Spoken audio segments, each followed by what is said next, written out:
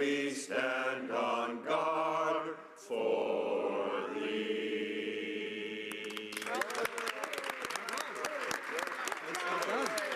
Nicely done. Nicely done.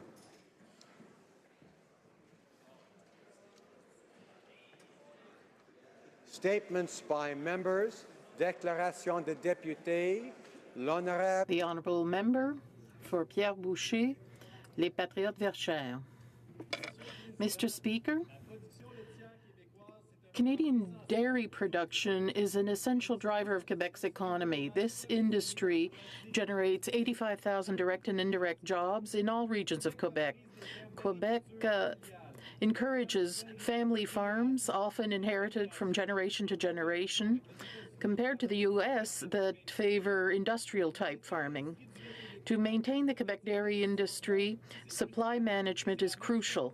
And the same is true for our egg and chicken producers. The Bloc Québécois invites all those who are concerned about our agriculture to go on our Facebook or webpage to sign our petition. All those who are concerned about the future of our region should mobilize to ask the Government of Canada and the Government of Quebec to ensure that supply management be non-negotiable when NAFTA is reopened. Member for Davenport. Mr. Speaker, I'm blessed to be a Canadian with two distinct cultural backgrounds. My last name, Zirovich, betrays me as Ukrainian, but what is hidden is my Mexican heritage. My mother's Mexican, and thus I'm also proud Mexican-Canadian. I mention all this as background to acknowledge the hard work of His Excellency Agustin Garcia Lopez. The Mexican ambassador to Canada is finishing his term in Canada at the end of this week.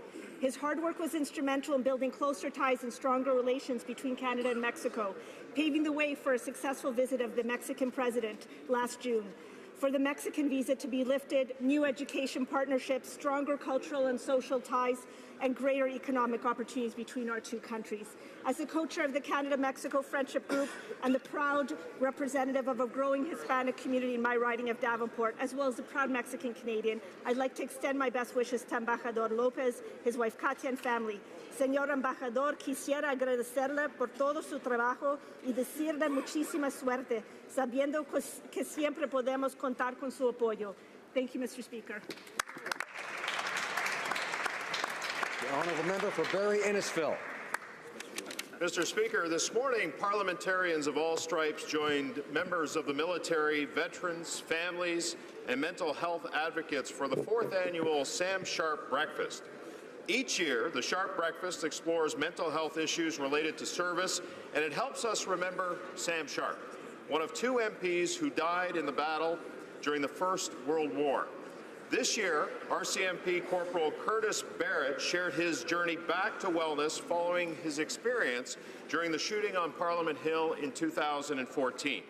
Corporal Barrett showed tremendous bravery confronting danger on October 22, 2014, and he showed greater courage on the Hill again this morning, sharing his struggles.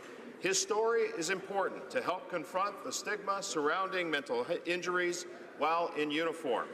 I'd like to thank Corporal Barrett, along with General Romeo Dallaire and the MP for Durham, for making this worthy event a part of Mental Health Week each year. Thank you, Mr. Speaker.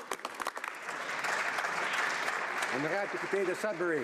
Honourable Member for Sudbury. Share with you a recent unprecedented sporting achievement in Canada. On April 22nd, 2 teams representing Northern Ontario, 1 boys team and 1 girls team, were crowned Canadian Under-18 curling champions in Moncton, New Brunswick. And Mr. Speaker, it is very rare for men's and women's teams from the same province to win curling championships in the same year. And what makes this achievement rarer? That both rinks are from my riding of Sudbury, from the Sudbury Curling Club. The team was comprised of Jessica Leonard, Cindy Stinson, Kate Sherry, and skip Cara Brenton, and coach Steve Acorn. And for the boys team, Shane Robinson, Nicholas Bissonnette, Max Cole, and skip Jacob Horgan, and coach Jerry Horgan. Congratulations to Team Brunton and Horgan. Sudbury is very proud of our 2017 Canadian Under-18 curling champions. Merci, Mr. President. Honourable Member for Burnaby South. Mr. Speaker, it's an unfortunate fact that too many Canadians are affected by multiple sclerosis.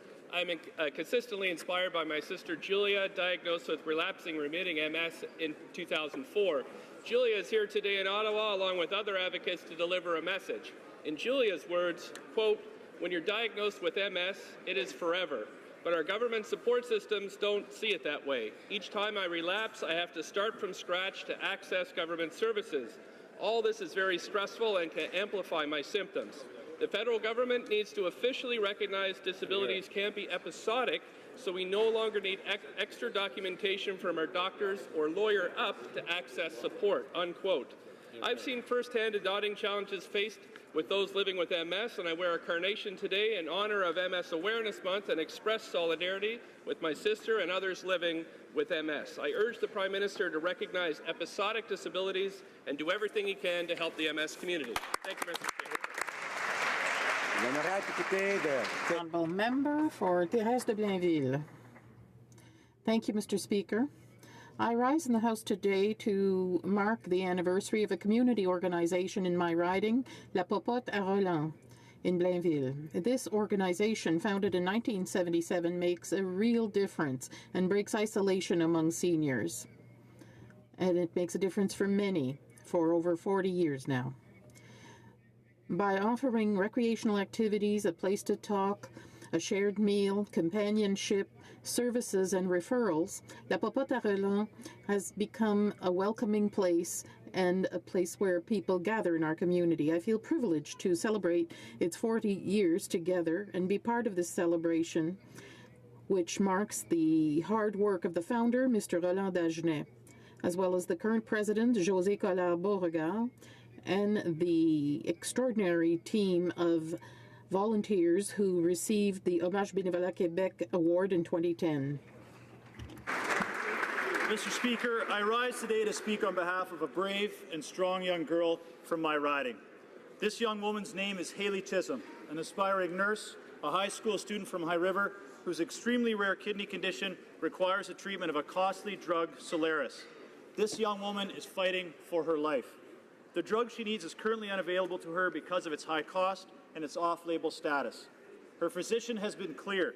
Solaris is the treatment that she has recommended for patients like Haley who are suffering from this painful, debilitating disease. In collaboration with her caregivers, my counterpart, the MLA for Highwood, we've been working hard to obtain support from the federal and provincial governments to access funding through Alberta's specialized high-cost drug program. Unfortunately, thus far, we have been unable to gather that support. This girl and her family are suffering. Each day she doesn't receive that treatment, her condition worsens. Mr. Speaker, I am calling on the Minister of Health to please work with her provincial counterpart and secure access for funding to this drug.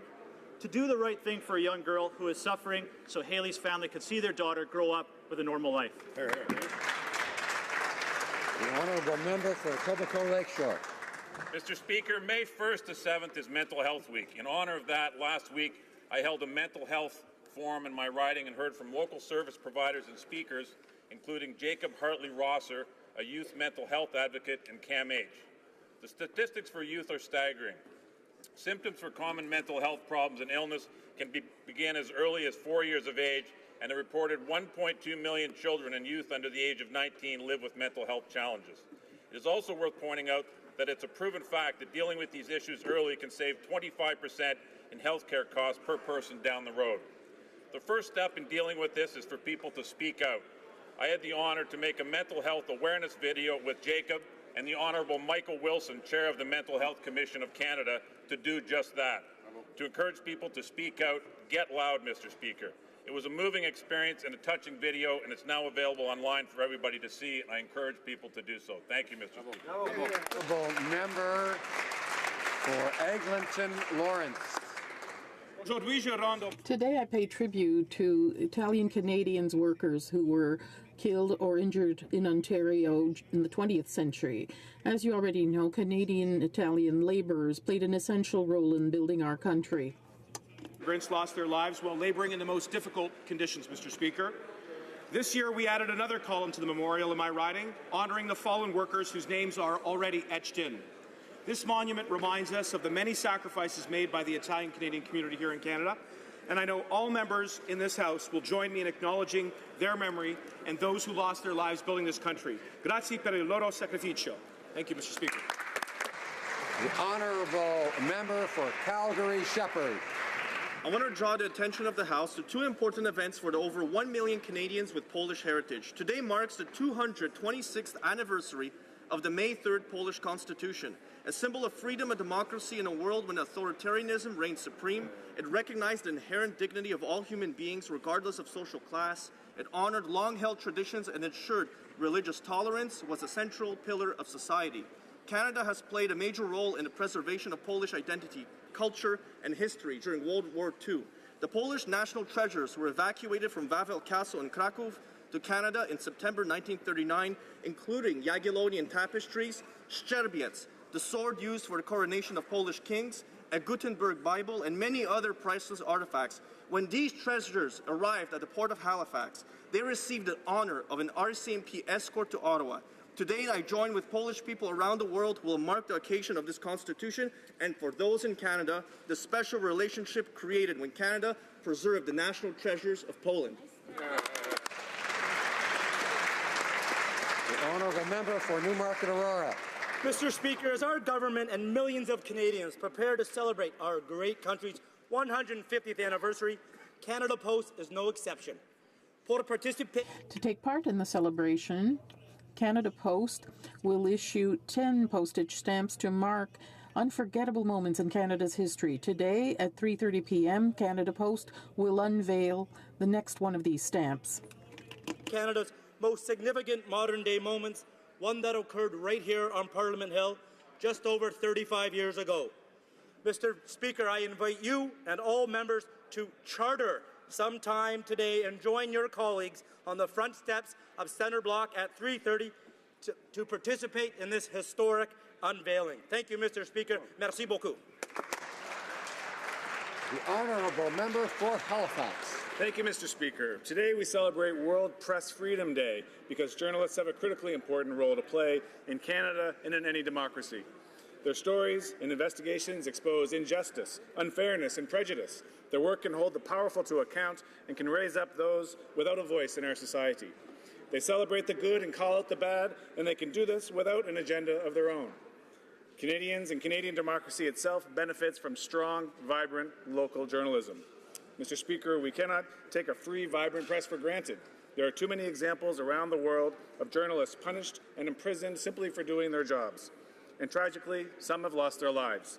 Today, on World Press Freedom Day, I would like to thank Canada's journalists for the excellent work that they do, and I would like to call on all members of this House to speak out in defense of free speech, free journalism, and a free press in improving, strengthening, and protecting our cherished democracy. Mr. President. The honourable member for Edmonton-Griesbach. Mr. Speaker, today, in honor of Multiple Sclerosis Awareness Month, I'm wearing a carnation. It shows my solidarity with my late friend Ted Marianix and the entire MS community. Canada has the highest rate of MS in the world. Sadly, MS is Canada's disease. We must join together across the nation to improve life with MS for Canadians. Take the case of Joshua Keldorfer, a 13-year-old from Edmonton. His mother was diagnosed with MS when he was just 1 year old. Joshua said this, and I quote, "I see the impact that MS has had on my mother, and I want to do something about it. I see the pain she feels, and I pray every night that she'll wake up without MS. I want MS to lead my family. I want a cure for MS and for my mom and for all the other families living with this terrible disease. I know the way to find a cure is by raising money for research." Joshua is right. Let's keep raising money to find a cure. Here, here, here.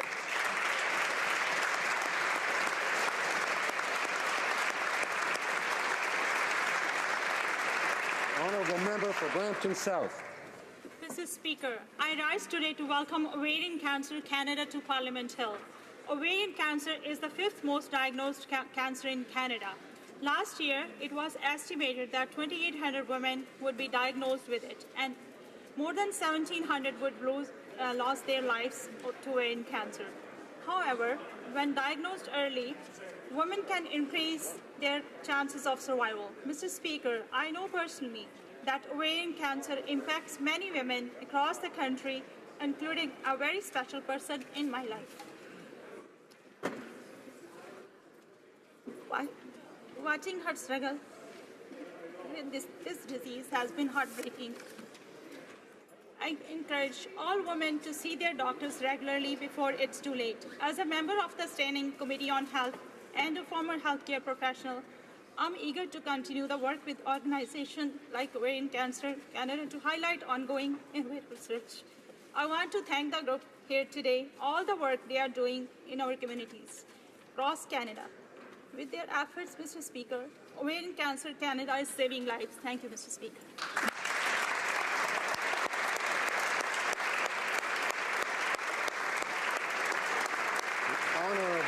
Member for the Mississippi Churchill River. Mr. Speaker, until this day, the Prime Minister excludes the most important voices from consultations to advance reconciliation, the voices of Indigenous women. For decades, Indigenous women and girls have struggled to have their voices heard. They are silenced from critical decision-making processes. The Prime Minister states there is no relationship more important than the relationship with First Nations, Métis, and Inuit, and yet he's specifically excluding families of missing and murdered Indigenous women and girls. Uncertainty and criticism among the National Inquiry into Missing and Murdered Indigenous Women and Girls continue to pile up.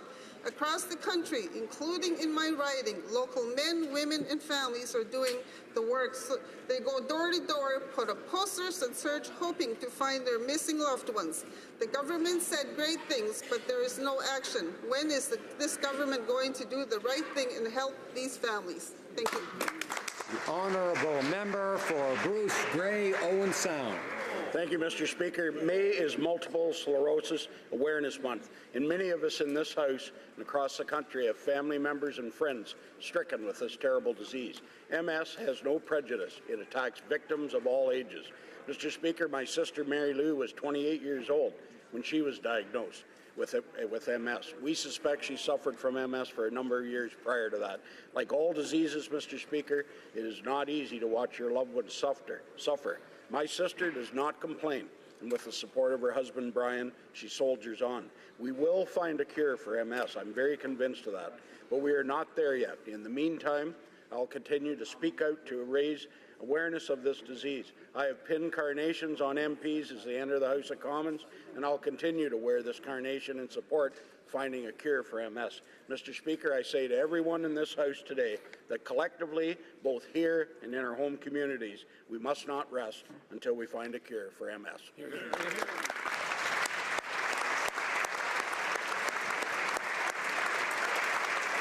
honourable member for Calgary Skyview. Thank you, Mr. Speaker. 1 year ago today, with a growing wildfire threatening the city, Fort McMurray was placed under a mandatory evacuation order. In the days and weeks that followed, the fire chased some 90,000 people from their homes, destroyed whole neighborhoods, and burned over 500,000 hectares of land. But while the story of Fort McMurray wildfire was obviously one of widespread destruction, it was also a story of courage and compassion. Firefighters, first responders, and other support workers came from across Alberta, across Canada, and around the world. Over 3,200 of them worked tirelessly to limit the damage and keep people safe. Canadians gave generously with $144 million in donations to the Red Cross, matched by the federal government. And we should never forget the contributions of newly arrived Syrian refugees who quickly went from being the recipients of aid to becoming the donors themselves. A year later, we know that much recovery and rebuilding work remains to be done, but we also know that the courage and community spirit demonstrated by Canadians of all walks of life while the fire was blazing will ensure that Fort McMurray comes back stronger than ever. Thank you, Mr. Speaker.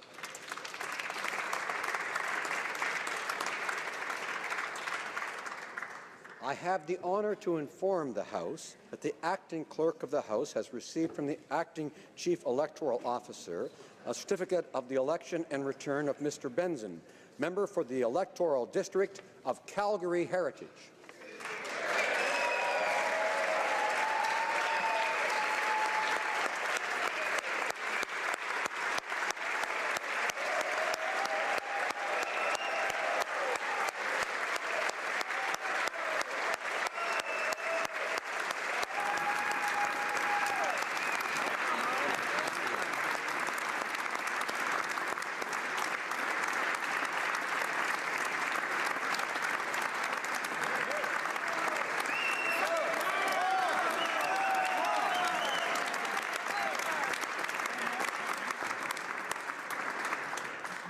Mr. Speaker, I have the honor to introduce Bob Benson, Member of Parliament for the Electoral District of Calgary Heritage, who has taken the oath and now assumes the right to sit. Bob Benson, member for the Electoral District of Calgary Heritage, who has taken the oath, signed the roll, and now claims the right to take his seat. Here, here, here.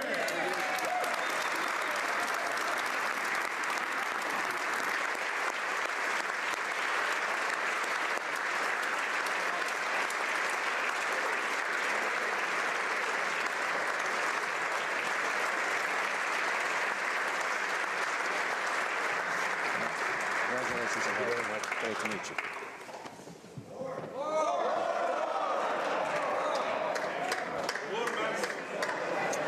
Okay, more. J'ai l'honneur. I have the honor to inform the House that the acting clerk of the House has received from the acting chief electoral officer a certificate of the election and return of Mrs. Fortier, member for the electoral district of Ottawa-Vanier.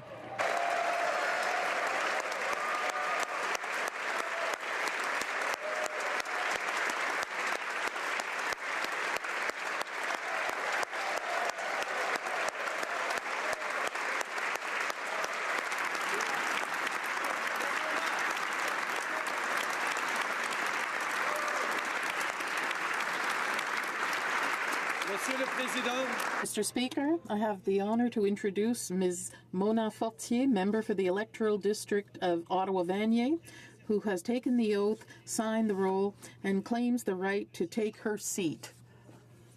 I have the honor to present to you Madame Mona Fortier, member for the electoral district of Ottawa-Vanier, who has taken the oath, signed the roll, and now claims the right to take her seat.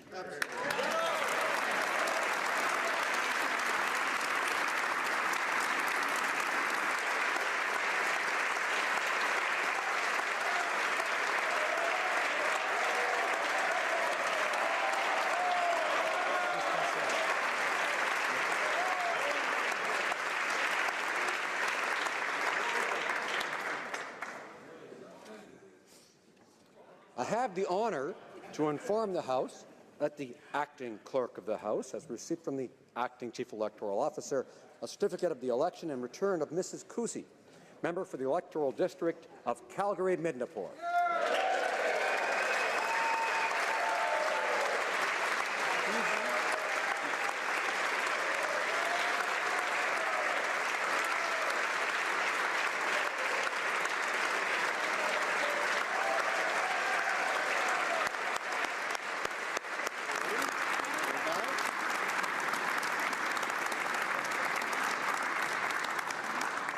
Mr. Speaker. I have the honor to present you Stephanie Kusi, member for the electoral district of Calgary-Midnapore, who has taken the oath, signed the roll, and now claims the right to take her seat.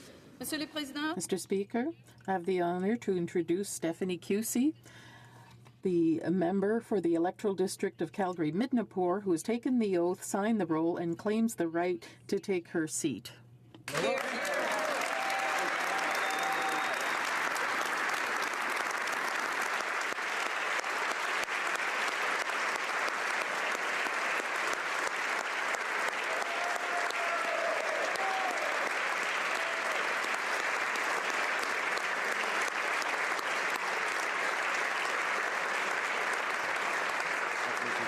I mispronounced her last name. Now I know it's Kusi, but I have to remind you from time to time when I forget. Mr. Speaker. Thank you Welcome. so much. Thank you. I'm so honored to be here. Thank you.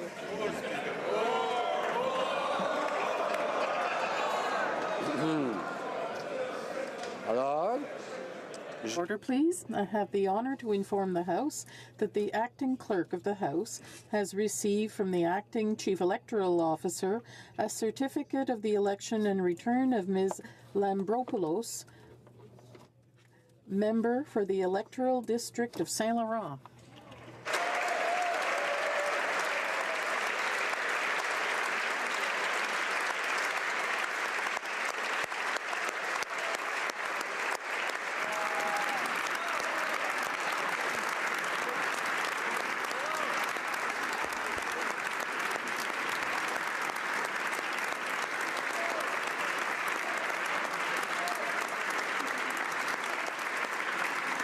Mr. Speaker, I have the honor to introduce Ms. Emanuela Lambropoulos, member for the electoral district of Saint-Laurent, who has taken the oath, signed the roll, and claims the right to take her seat. I have the honor to present to you Ms. Emanuela Lambropoulos, member of the electoral district of Saint-Laurent, who has taken the oath, signed the roll, and now claims the right to take her seat.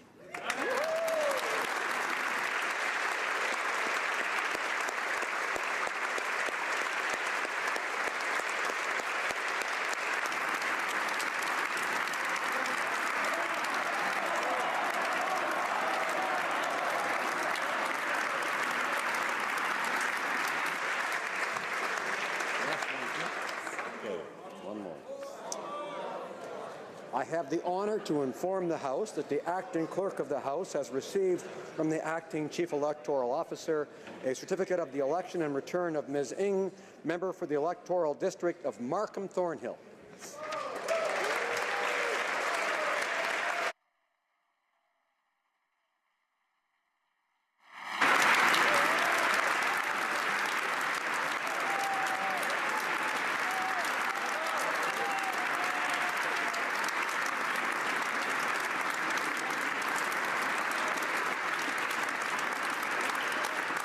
Mr. Speaker, I have the honor to present to you Ms. Mary Ng, member of the electoral district of Markham Thornhill, who has taken the oath, signed the roll, and now claims the right to take her seat. Mr. Speaker, I have the honor to introduce Ms. Mary Ng, member for the electoral district of Markham Thornhill, who has taken the oath, signed the roll, and claims the right to take her seat.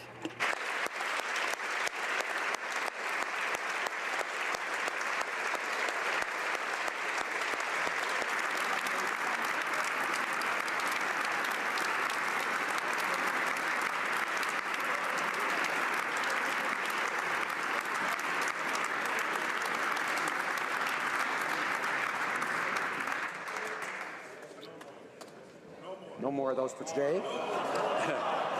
That's it for today for that part. Questions orales, oral questions. The Honourable Leader of the Opposition.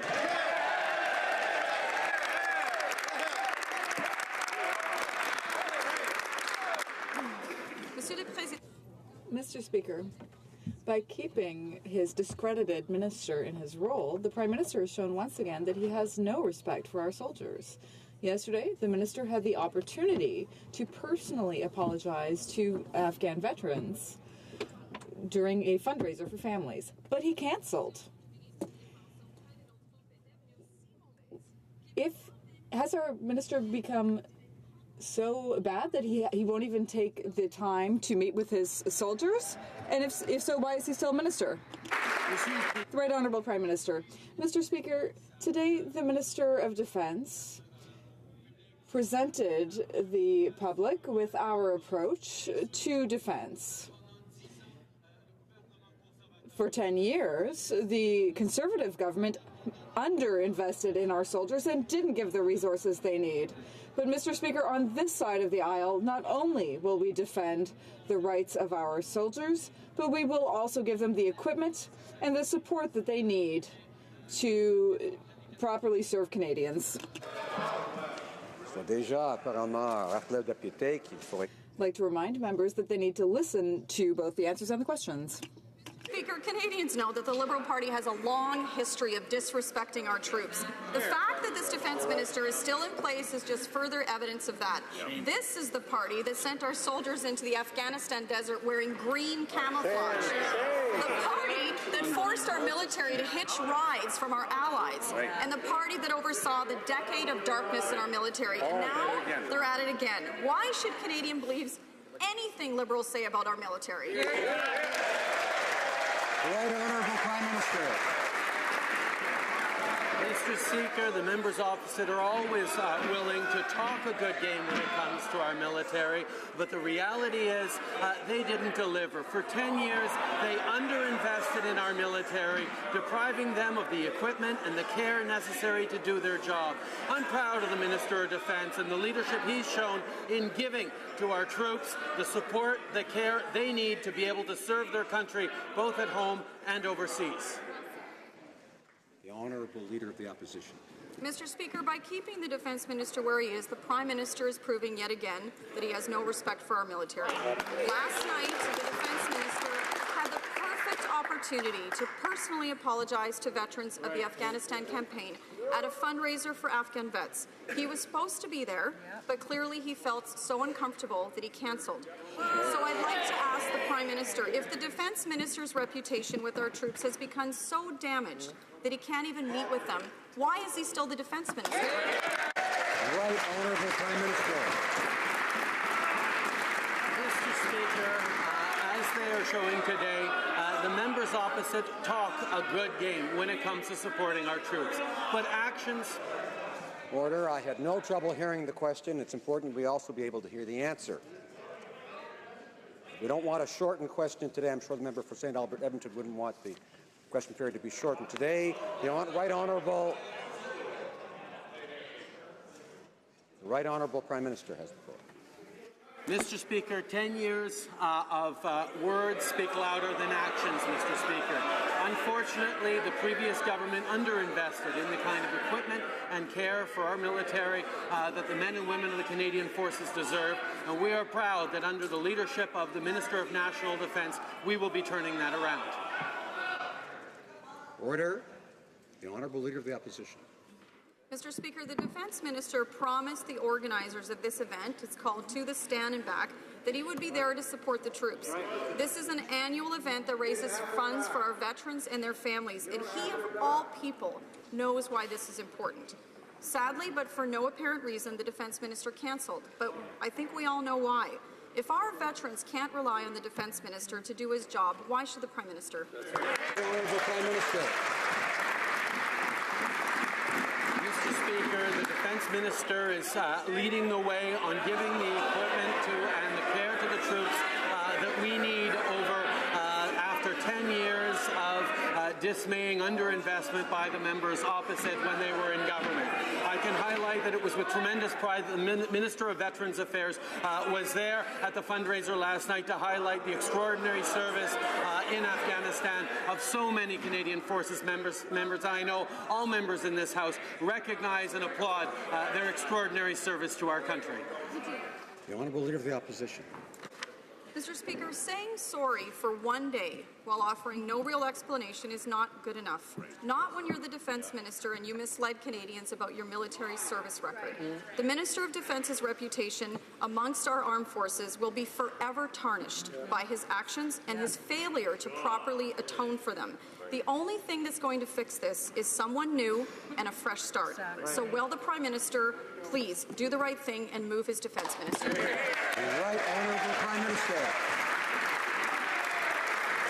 I agree with the member opposite in that actions speak louder than words. And that's why 10 years of neglect of our forces, of underinvestment by the previous government, needs to be met with the kinds of investment and care that the members of the Canadian Forces deserve. They want to show the leadership and the service to their country at the highest level, at home and abroad. We will give them the tools to do just that at long last. The Honourable Member for Outremont. Canada dropped 14 points in the World Press Freedom Index under the watch of this Prime Minister. Speaking of watching, journalists are under surveillance in Canada today, and reporters are forced to fight the RCMP in court to protect their freedom. Happy World Press Freedom Day. This is not a proud record. This is also not a time for more empty phrases and talking points from the Prime Minister. So will the Prime Minister acknowledge here today that journalists have the right to protect their sources? Yes or no? Honourable Prime Minister. Mr. Speaker, a strong and independent media, a free press is essential in the protection of our democracy and of its institutions. It gives confidence to Canadians, and today, on World Freedom of the Press Day, it's important to highlight just that. Yes, of course, journalists should always be able to protect their sources. That is something we believe in strongly as a government, and that is something that we will continue to defend and fight for, not just here in Canada, but around the world. Honourable member for Outremer. Given that answer, is the Prime Minister willing to tell the RCMP to drop its course case against Vice's journalists that they're now pursuing, Mr. Speaker? The Prime Minister should be protecting the privacy of reporters and all Canadians, but instead he's refused to amend C-51. Le Premier Ministre a voté pour... The Prime Minister voted for C-51 because he was afraid of Stephen Harper. But the Liberals have been in power for 18 months. So what are they afraid of now? Can the Prime Minister tell Canadians when his government will make these promised changes to Bill C-51? The Right Honourable Prime Minister. Mr. Speaker, as we've said many times during the election campaign, and as we will continue to say, it's very important for any government to do two things. First, protect Canadians, and second, defend our rights and freedoms. That's exactly what we're doing. And we have a committee of parliamentarians that will be responsible for overseeing all of our security services and police. We will be helping defend rights and freedoms and making necessary changes to Bill C-51 as we promised. That's what we're going to do in the coming months. Come on. The Honourable Member for Outremont. Gay men being violently persecuted in Chechnya first surfaced. There was barely a peep from this government. While this Prime Minister hides from criticizing Trump, yesterday we saw what leadership actually looks like when German Chancellor Angela Merkel called out Putin while standing right beside him. Canadians deserve bold leadership from their Prime Minister. Will he stand up for the LGBT community and personally call on Putin to end these despicable atrocities? Right Honourable Prime Minister. Mr. Speaker, Canada is committed to a compassionate refugee system that extends protection and refuge to those who need it most, including members of the LGBTQ2 community. Canada works with the UN Refugee Agency, as well as private sponsors, to identify the most vulnerable persons in need of resettlement. We will continue to work with the UN Refugee Agency, including international nonprofit organizations like Rainbow Road, to stand up for human rights at home and abroad and protect those who need it. The Honourable Member for Outremer. Would tell Putin off even to his face, Mr. Speaker. Des groupes LGBT groups and human rights groups have called on the Liberals to issue emergency visas. I'm not talking about refugees here. I'm talking about emergency visas to gay men fleeing persecution in Chechnya. This crisis has been going on for a month already, and the government hasn't lifted a finger to help. Will the Prime Minister issue these emergency visas for these men? Yes or no, Mr. Speaker? The Right Honourable Prime Minister. Mr. Speaker, we understand how vulnerable people all around the world need to be able to leave countries that discriminate against them. That's why we are working not to find temporary solutions, but permanent solutions to bring in refugees, including from the LGBT community. We want to be able to help them find a country where human rights are respected, where they can live with equality, and where we will stand side by side with them. And we will always do that to defend LGBT rights. The Honourable Member for Lac-Saint-Jean. Mr. Speaker, I've been proud to sit in this House since 2007. I arrived at a time when the soldiers used to talk about the decade of darkness under the Liberals, the previous Liberal government. And as my colleague said earlier, we sent them to Afghanistan, into the heat of Afghanistan, with winter clothing.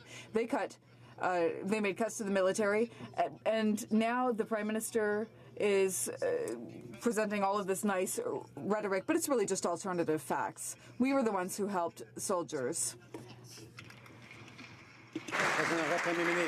The Right Honourable Prime Minister. Mr. Speaker, unfortunately, The facts are as follows. For 10 years, under the Conservative government, there was underinvestment in our armed forces. They didn't give the support that our soldiers needed to really carry out their duties and serve our country. That was true domestically and internationally. That's why I'm so proud of the work that our Minister of Defense is doing, and I'm proud of the work that all the government is doing to ensure that our soldiers will have the equipment and the support they need. The Honourable Member for Lac-Saint-Jean. Mr. Speaker, they're having a hard time dealing with the softwood lumber file, and now these alternative facts have crossed the border as well. They've made $20 billion in cuts over 3 years. If they're saying they're investing more, that's an alternative fact, Mr. Speaker. The Minister of Defense needs credibility. He needs to be trusted by his troops and by his colleagues to be able to properly defend our country. And honestly, he took credit for acts that weren't his own. So will he do the honourable thing and resign? The Right Honourable Prime Minister. Mr. Speaker, as we've seen many times, my colleagues across the way are always ready to speak in defense of our soldiers, but unfortunately, they're not really there when it comes to actions. They weren't there for 10 years. They didn't provide the necessary equipment and services that our soldiers needed. It was all talk, talk, talk, but no action. And with our Minister of Defense, who has demonstrated leadership, we will give the members of our armed forces the tools that they need to really succeed and properly serve the country. The answers. I need to hear the answers, as all members do, in case that's something out of order. The Honourable Member for Selkirk Interlake Eastman. Well, Mr. Speaker, it's fine and well for the Defence Minister to stand in here or out in the foyer and read an apology prepared by the Prime Minister. But yesterday he turned his back on Afghan vets when the Defence Minister refused to attend a fundraiser to support these brave men and women. There's no one more deserving of an apology from the Minister than those whose valor he has stolen. Allowing this Minister to sit at the cabinet table sets a very poor example of leadership for our military and for all Canadians. Will the Prime Minister do the right thing and ask the Defence Minister for his resignation? The Right Honourable Prime Minister. Mr. Speaker, after 10 years of nickel and diming our veterans, it's important that this government be standing up for our veterans. That's why I was so proud that the Minister of Veterans Affairs was there last night to represent this government to the Afghan veterans who were in this ceremony, in this fundraiser. The fact is, not only did they nickel and dime our veterans, but they underfunded for 10 years the Canadian Armed Forces, which is why they're so upset that for once we are turning that around and giving them the tools they need. Honourable Member for Selkirk Interlake Eastman. Well, Mr. Speaker, here's an idea. The Prime Minister can actually be an architect and rebuild his cabinet and fire that Defence Minister.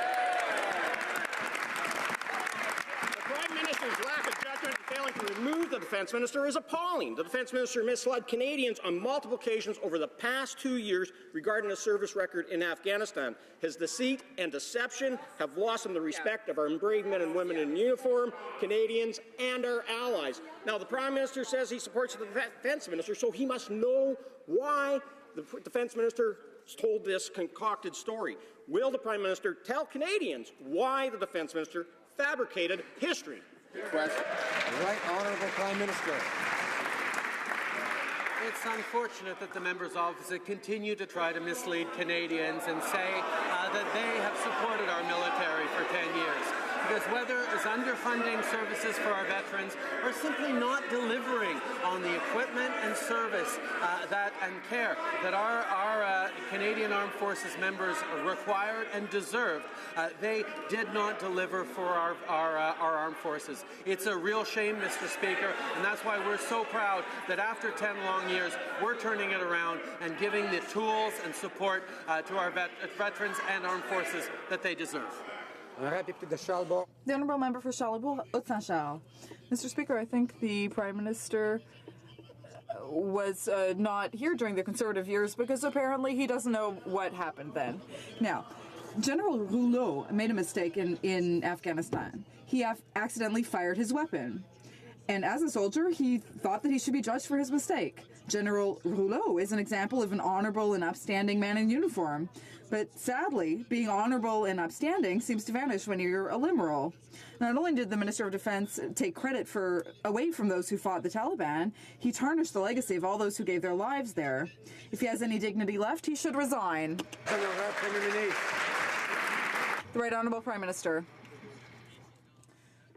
Mr. Speaker, unfortunately, these are just empty words because the Conservatives really didn't deliver for our soldiers, for our troops, or our veterans.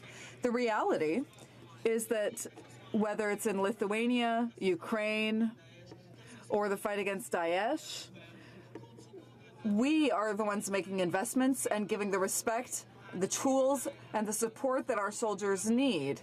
We're not just spouting empty rhetoric, Mr. Speaker. We are really delivering the goods for our soldiers. Hello. Order. We need members to be able to hear the answers, not only the questions. The Honourable Member for Charlebourg-Haute-Saint-Charles. Mr. Speaker, it's an insult for everyone here to talk about empty rhetoric. Who cut $12 billion in recent years? They did.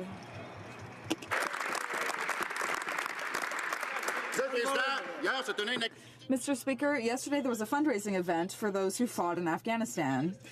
The minister was the guest of honor.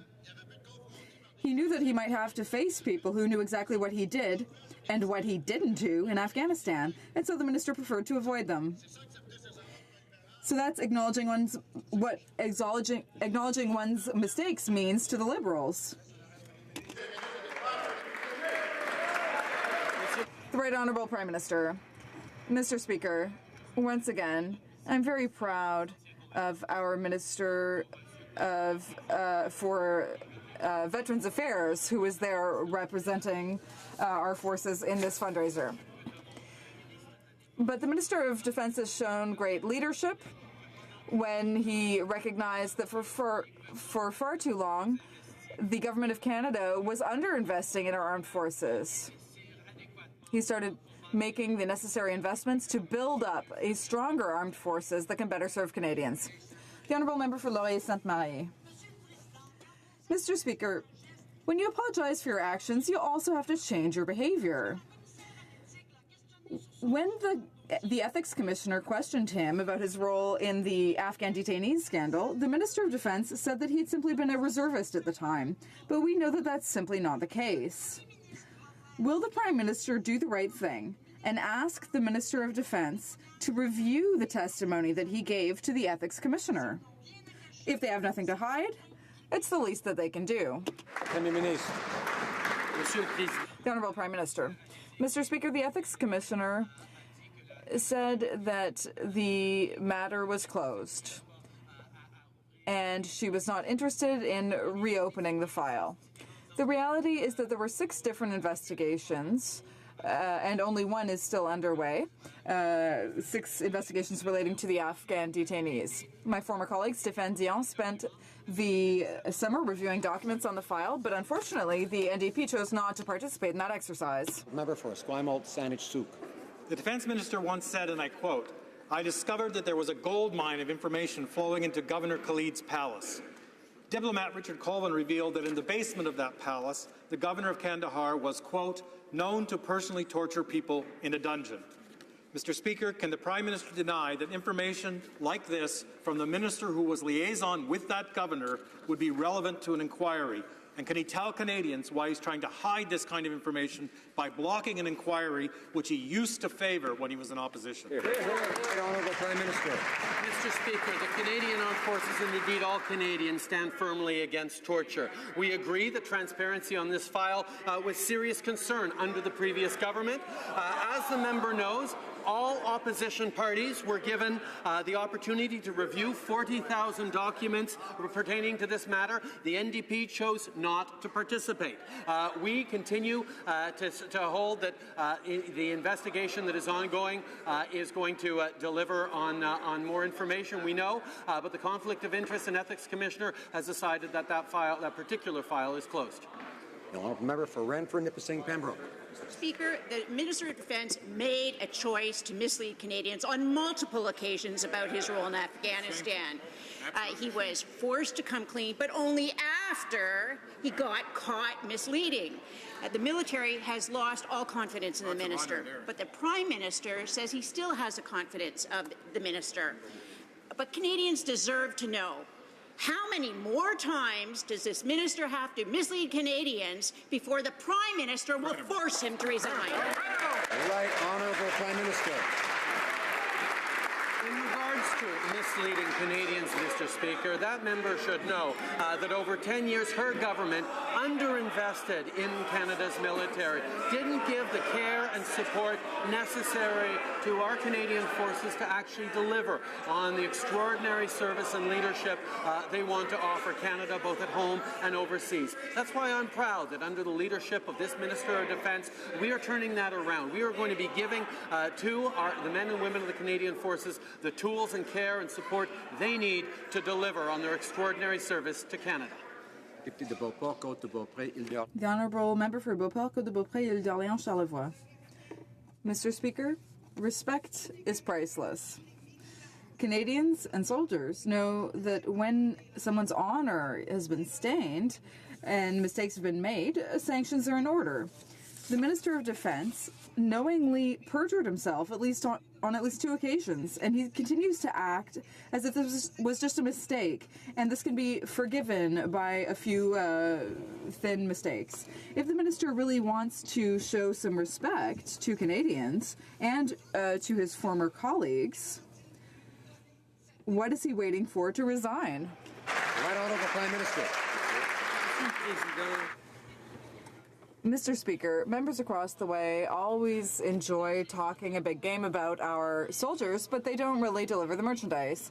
We have been working to support our soldiers. They didn't do that for 10 years. They didn't give them the necessary tools to be able to really carry out their mandate and show leadership and service to Canadians. That's why I'm so proud of the work that we are doing to invest in our soldiers. Order, order. I have to hear the answers. Most members are able to sit through question period. Most members in all parties are able to sit through question period without reacting when it's not their turn to speak. So let's all listen now to the honourable member for Abbotsford. Mr. Speaker, the Minister of Defence says his claim to be the architect of Operation Medusa was a, quote, mistake. Nothing could be further from the truth. The minister was deliberately untruthful and repeated his claims on more than one occasion. His falsehood was designed to promote his political fortunes. His actions have brought disgrace upon himself and anger the very people he serves. Will he now do the right thing and resign? Hear, hear. Hear, hear. The right Honourable Prime Minister. Mr. Speaker, the members opposite have been consistent in always talking a good game when it comes to our military, but not delivering. For 10 years, they underinvested in our military, not giving our troops the care, the tools, the equipment necessary, and that's why under this Minister of Defence, I am so proud that we are turning that around. We are finally looking at the investments our troops need in order to serve their country as well as we know they can and will. Member for Abbotsford. Mr. Speaker, no answer. As usual, the minister falsely and deliberately took credit for a major military offensive when the credit belonged to others. That's right. His apologies ring hollow, especially when he keeps insisting that the whole tawdry affair was just a mistake. This was no mistake. The minister made a choice to be dishonest with Canadians, and he made a choice to repeat his false claim. Will he now make the choice to do the honourable thing and resign? Right Honourable Prime Minister. Thank you, Mr. Speaker. Once again, we see the kind of outrage and volume generated by the members opposite when it comes to the military. Unfortunately, that level of passion did not translate into actions. Supporting our troops, caring for our veterans. We had for 10 years a government that thought that talk was all they needed to do in terms of delivering for our military. We are demonstrating that we understand the needs, the concerns, and the importance of investing properly in our military. That's exactly what we're doing under the tremendous leadership of our Minister of National Defence. The Honourable Member for Belleuil-Chambly. Mr. Speaker, we all remember that at this time last year, the Liberals tried to take control of this House with the infamous Motion 6, and now history is repeating itself. Their justification this time? Well, they say they need to keep their promises when we've seen, like with electoral reform, that they only keep promises that benefit them. Can the Prime Minister please explain what would prevent a future Prime Minister from using the precedent that he is setting from doing the same thing and unilaterally changing the rules of the game to his or her advantage? The Right Honourable Prime Minister. I hope, Mr. Speaker, that a future Prime Minister and future Prime Ministers will answer questions from all members, not just party leaders. I hope, Mr. Speaker, that future Prime Ministers will not abuse omnibus bills, will not use prorogation to avoid difficult situations. That is why we made these promises to Canadians, and that is why we are going to deliver on those promises to improve the way that this House works and to always be open to the suggestions that other members will have, so that we can improve services that we offer in Ottawa and in our ridings. The Honourable Member for Outremont. Ridiculous. There's a difference between pretending that you believe in accountability and actually practicing it. This Prime Minister is great at pretending. He gets an A+. But there was a question there from my colleague. He takes all the questions that he wants, but he doesn't answer any of them. He's in the process. Changing the rules of Parliament to suit his own purpose so he can duck out whenever he wants. Here's the question. What's to stop any other future Prime Minister from doing the same thing now that he's broken with parliamentary tradition and set that sad precedent?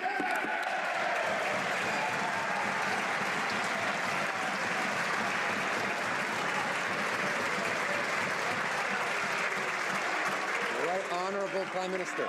Mr. Speaker, I am proud to say that I have tremendous confidence in the intelligence and perspective of Canadians, who will always know how to hold people to account, always know to expect a greater level of openness and transparency. Quite frankly, I think it's good that a Prime Minister be taking questions from all members in this House, not just party leaders. I'm pleased to be here more often than my predecessors to take more questions throughout the weeks. These are the kinds of things that I think makes a huge difference. When one takes more questions every week than predecessors ever have, that's good for democracy. The Honourable Member for Saint Laurent. Order. Mr. Speaker, the participation of women in our society is essential for a strong economy and to strengthen the middle class. But we know that there is still a wage gap between women and men in Canada today. This is due to a number of factors, including violence against women, poverty, and underrepresentation of women in the labour market, in public life, and indeed in this House. Can the Prime Minister please inform this House of progress that has been made towards equality of the sexes? The Right Honourable Prime Minister. I would like to thank the Honourable Member for Saint Laurent and congratulate her for joining us here in the House to represent her constituents. This is an issue that we take strongly to heart, equality between men and women, and that's why we've invested significant amounts in help for the middle class, and in particular for women, by introducing the Canada Child Benefit, which helps 9 families out of 10 by reducing child poverty and by moving forward with a program of better daycares for children, by fighting violence against women. We have taken action, and we know that there's still much to be done. Terry McKenzie. Mr. Speaker, speaking of misleading Canadians, the Prime Minister has stood in this House and claimed to be giving more money to our military. Well, I can tell this Prime Minister he's cut $12 billion from the budget over the last 2 years. I can tell you that our government gave over twice what the Liberals spent during the during their time in office during the 90s, last year in government. So I can tell you, Mr. Speaker, I'd ask the Prime Minister, will he commit, will he stand right now and say he'd give back the $12 billion that he's taken from the last 2 years? Right Honourable Prime Minister. Mr. Speaker, after 10 long years of underinvestment by the Conservative government, we are pleased that we are finally going to be able to give to... Order. Can't hear the answer. I need to hear the answer. Members know that it's important to have tough questions and sometimes answers they don't like, or vice versa. But The rules are that we don't interrupt when someone else is speaking. That's common decency and adult behavior. So let's behave as adults. The Right Honourable Prime Minister has the floor. Thank you, Mr. Speaker. After 10 years of underinvestment by the Conservative government, we are pleased that following the Defence Policy Review, we will be investing in the tools, the equipment, and the care for the men and women of the armed forces that they so justly deserve. It's time to give our soldiers, our troops, the tools they need to be able to serve their country with all the valor and strength that they have. The Honourable Member for Lévis-Lotbinière. Mr. Speaker, will this Prime Minister rise in this House finally and be honest with Canadians? Will he finally tell us how many times he met with the Ethics Commissioner to explain his lack of judgment concerning his trip to the Aga Khan's private island? Unlike his Minister of Defence, who misrepresents some facts and invents others, Canadians expect this Prime Minister to be answering questions honestly, without hiding. Mr. Speaker, how many times did the Prime Minister meet the Ethics Commissioner to discuss this issue? The Right Honourable Prime Minister. Mr. Speaker, these were personal vacations with an old family friend, and as I have said, I am very happy to work with the Ethics and Conflicts of Interest Commissioner to answer all the questions that she has. Honourable Member for Calgary Rocky Ridge. Mr. Speaker, the Ethics Commissioner is currently investigating the Prime Minister for breaking the law. She's expressed concern that she might not be able to conclude her investigation by the time her term ends in July, meaning that her successor will start with a conflict of interest, because the next commissioner will be appointed by the very same Prime Minister he or she will be investigating. Will the Prime Minister do the right thing and completely recuse himself from this appointment, or will he appoint a good Liberal who might just let him off the hook? Honourable Prime Minister. Mr. Speaker, it's particularly important that Canadians have confidence in the appointments made by any government, particularly after 10 years of patronage and partisanship from the previous Harper government. The fact is we put in place an independent appointments process that understands the diversity and the qualities of Canadians coming to those appointments is the most important thing. We're proud that over 60% of our 122 appointments so far have been women, that there's been a tremendous amount of diversity of minorities, of Indigenous people. We will continue to make appointments of the highest caliber because that's what Canadians expect. Honourable Member for Grand Prairie Mackenzie. Order. Well, thank you, Mr. Speaker. The Prime Minister is under active investigation for breaking the law by the Ethics Commissioner. He insults Canadians by refusing to answer any questions, even the simplest of questions with regards to that investigation. His staff tell him that he should only say that he's happy to meet with the Ethics Commissioner and answer any questions she might have. But Canadians deserve answers. I have a simple question. How many times has the Prime Minister been questioned by investigators? The question is simple. How many times? Right, Honourable Prime Minister. Mr. Speaker, as I've said many times, I'm happy to work with the Ethics and Conflict of Interest Commissioner to answer any questions that she might have. The Honourable Member for North Island Powell River.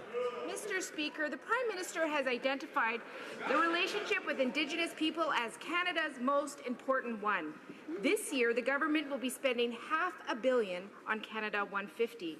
However, we must remember that our history is much older than 150 years, and for many, this is an anniversary of colonial accomplishments.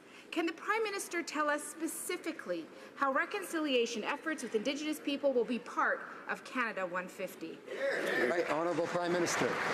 Mr. Speaker, for our celebration of 150 years since Confederation, Canada has identified 4 themes to celebrate: youth, environment, diversity, and reconciliation with Indigenous peoples. Because as has been said many, many times, reconciliation is not just about governments and Indigenous peoples, it's about all Canadians, non-Indigenous as well. That is what we're putting forward as celebrations of this year of the First Peoples of this land, of the learning, of the partnership, and mostly of the way we will move forward together in respect, in partnership, overturning decades and even centuries of colonialism. The Honourable Member for Salaberry-Sirwan. The Minister of Social Development refuses to intervene to save SAC, the Salaberry Community Food Services, the only organization in Salaberry to Valleyfield offering food bank services in the region. And this is at a time when food bank use has gone up by 300%. In 2015-2016, over 5,000 people were served by SAC, and without federal support, the organization may be forced to close in a month. So what will the Prime Minister do to ensure that thousands of people in my riding aren't abandoned and have enough to eat? The Right Honourable Prime Minister. We recognize to what extent food insecurity is a major problem that millions of Canadians face every week. And that is why I support the work that is being done by community organizations and why, at the federal level, we have taken so many concrete steps to help families get out of food insecurity, whether it be with the Canada Child Benefit, whether it be through investments in our most recent budget in social housing, $11.2 billion, or $7.2 billion for daycare services. We know that we need to do more to help families. For Thornhill. Hey. As I was about to say yesterday, Mr. Speaker, the EU's rejection of Stéphane Dion as ambassador gives rise to questions about his downsized special advisor role. What are Mr. Dion's reporting lines? Will he be backseat driving our sitting Canadian ambassador to the EU and those to individual countries? Now, Mr. Dion said yesterday his bungled appointment was the Prime Minister's decision and the PM's alone. Does the PM recognize that his clumsy handling of compensating a removed minister has bruised Canada's reputation? That's right. Honourable Prime Minister. On the contrary, Mr. Speaker, this government recognizes the extraordinary opportunity for Canada's leadership in the world, whether it's at Beijing, whether it's in Europe, whether it's at Washington or at the UN in New York. We have put top people who will be able to engage in a broad way. Mr. Dion's expertise, both political and diplomatic, means that he will be able to do more than just simple bilateral ambassadors and care for Canada's relationship with Europe as a whole. It's an important role, but one for which I know Mr. Dion is extraordinarily well suited. Member for Calgary-Nose Hill. Mr. Speaker, Canada has a responsibility to stand up against human rights violations, even if they're committed by our military allies or our trading partners. Saudi Arabia has one of the world's worst records on supporting women's rights, including supporting a state-run system of gender segregation. So will our self-professed feminist Prime Minister stand up today and express his and Canada's disapproval of the decision to elect Saudi Arabia to the United Nations Commission on Women's Rights? Right. Honourable Prime Minister. Mr. Speaker, we strongly disagree with the decision to have Saudi Arabia on the UNESCO human rights body. Unfortunately, they were the only candidate from that region. Canada doesn't have a voice on that particular body. Human rights anywhere in the world, repeatedly, directly with the leaders, and in public. Honourable member for Calgary-Nose Hill. Well, Mr. Speaker, there's another issue that the Prime Minister has done nothing to address, and that's the issue of illegal border crossers at Canada's U.S. land border. These people are flooding across the border. Our border services agents are feeling the pinch, and community members are actually starting to feel frightened about the level of people that are coming across. Will the Prime Minister commit today to giving people the tools that they need by closing the loophole on the safe third country agreement? Yes or no? This problem from occurring this summer. Right Honourable Prime Minister. While the rest of the world closes off its borders against newcomers, we're proud that Canadians have continued to be welcoming and opening. Unfortunately, the Conservative Party is showing its roots of being fearful and closed in. We know it's important to defend our immigration system, to ensure the integrity of our borders. That's why we're ensuring that police officers and border service agencies have the resources they need to do their work. We will continue to defend Canadians' rights, security, and the openness that we know is a tremendous advantage and value for our country. Order. No matter how much members dislike comments in the House that one member makes, they're still not allowed to interrupt. The Honourable Member for Ottawa-Vanier. Mr. Speaker, Thank you for your warm welcome. This week we observe the 66th Annual Mental Health Week. We know that all too often, long wait times and limited services can be obstacles that prevent Canadians from getting the mental health care that they need. That's why this year's campaign, led by the Canadian Mental Health Association, calls on all of us to speak up and get loud on mental health. Will the Prime Minister inform this House how our government is ensuring that Canadians get the mental health care they need when they need it? Merci, Monsieur le Président. Thank you, Mr. Speaker. The Right Honourable Prime Minister. I would like to thank the Honourable Member for Ottawa-Vanier and welcome her to this House of Commons.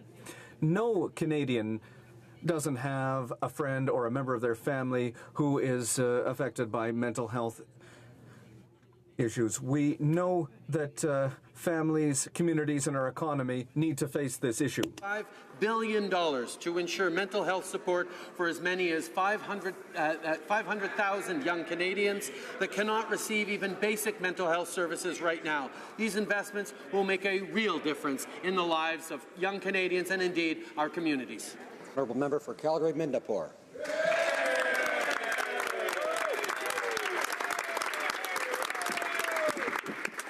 Speaker, I would like to thank the Prime Minister for his campaign stops in Calgary, where there's no doubt he increased my support. During my by-election, I heard deep concerns and heartbreaking stories about the jobs crisis from Albertans. Students and hard-working families from all walks of life are worried about how they will get by in these uncertain times.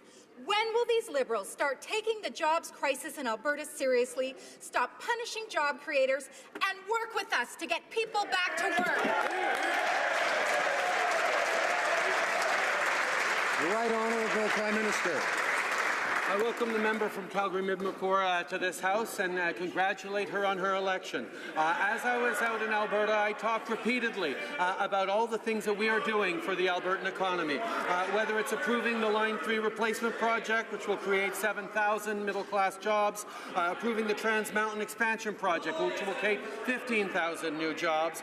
We're also investing over $240 million through the Post-Secondary Institutions Strategic Investment Fund in Alberta alone. We continue to understand that building a strong future for Alberta, indeed for all Canadians, means building environment.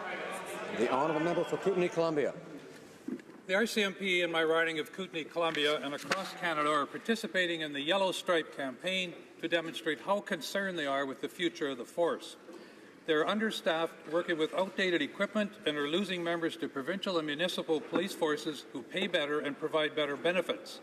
Bill C7, which would give Mounties a national voice through collective bargaining, has been stalled for almost a year. Can the Prime Minister confirm that the bill will soon return to this place, and what will he do to reverse the poor state of labour management relations in the RCMP? Hear, hear. The Right Honourable Prime Minister.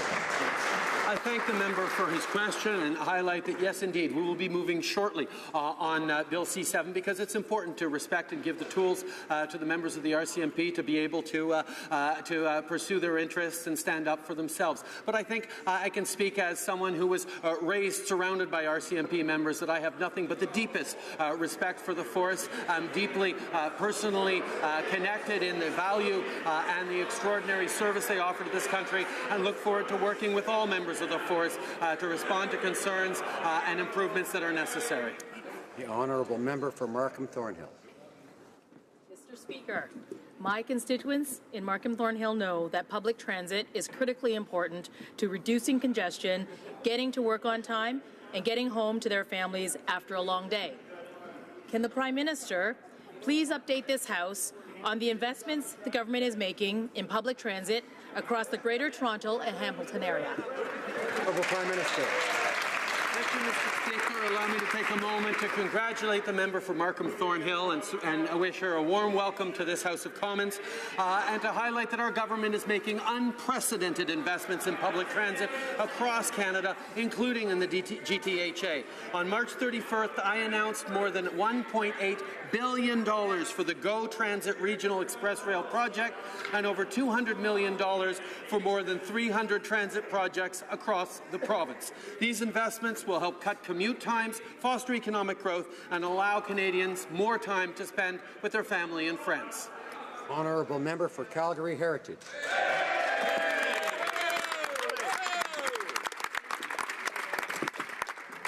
Mr. Speaker, during the recent by-election, I knocked on thousands of homes in Calgary Heritage, and I heard many concerns from the voters about these Liberals. The majority of the people I spoke with were seriously concerned about the Prime Minister's reckless spending with no plans to pay it back. Will the Prime Minister acknowledge these concerns and finally explain to Calgarians how he is going to balance the budget and pay down the debt? Honourable Prime Minister. Mr. Speaker, I welcome the member from Calgary Heritage to this House and wish him all the best in serving his constituents. I want to highlight that his predecessor had actually the worst record on growth of any Prime Minister since R.B. Bennett, and that is what we're working on turning around.